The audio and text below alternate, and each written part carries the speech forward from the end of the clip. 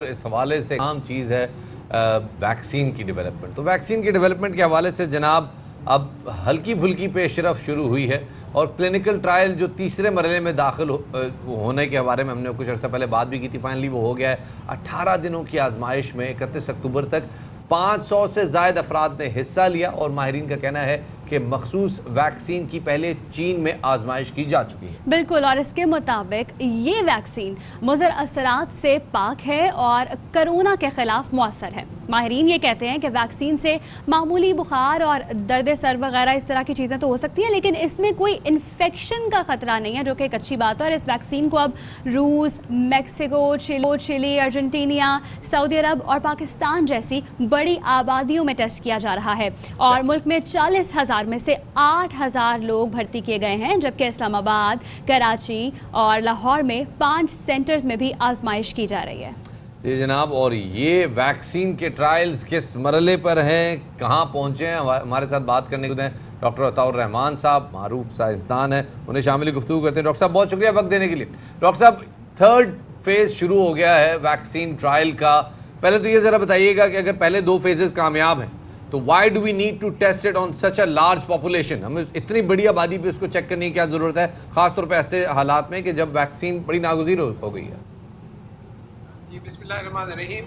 बात यह है कि पहले फेज में तो कोई 100-150 लोगों पे टेस्ट किया जाता है क्योंकि मुज़र असरात तो नहीं है, इससे पहले एनिमल टेस्टिंग हो चुकी होती है। सही। फेज 2 में कोई 1000-1200 लोगों पे टेस्ट किया जाता है और फेज 3 में 20,000-30,000 लोगों पर टेस्ट किया जाता है बड़े पैमाने पे कि उसके कोई भी अगर असरात हो पॉपुलेशन, एक साइजेबल सेगमेंट लेना होता है पॉपुलेशन का, ताकि पता चल जाए कि मुख्तलिफ एज ग्रुप्स में, बड़ी उम्र के लोगों में, बच्चों में, जब नौजवानों में, कहाँ पर सब जगह के सेफ तो है।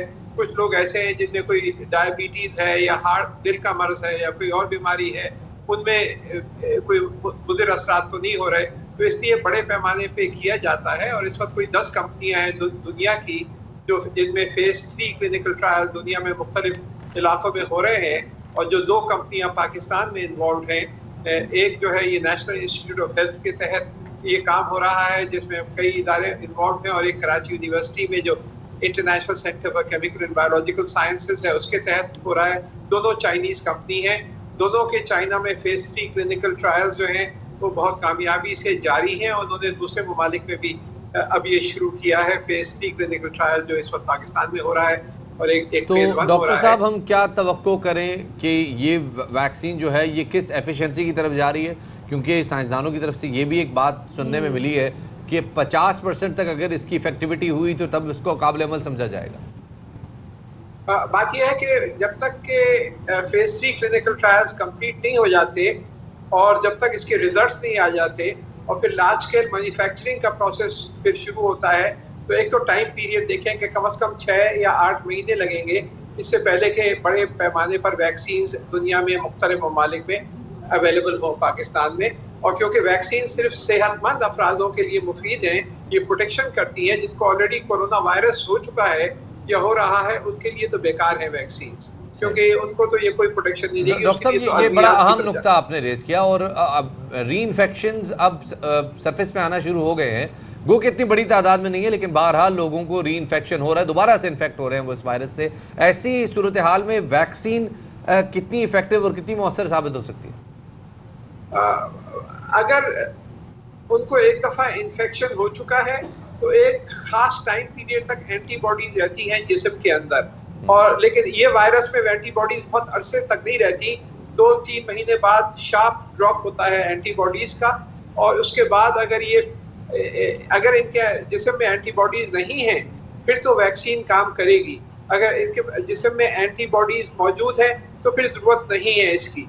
तो मसला यही है कि दोबारा बहुत से केसेस वैसे आ रहे हैं दुनिया में कि री इन्फेक्शन हो रहा है, 4 महीने बाद, 6 महीने बाद री इन्फेक्शन हो रहा है, और अगर उनके जिस्म में वैक्सीन एंटीबॉडीज ख़त्म हो चुकी हैं तो फिर यकीनन वैक्सीनेशन जो है वो फ़ायदेमंद होगी।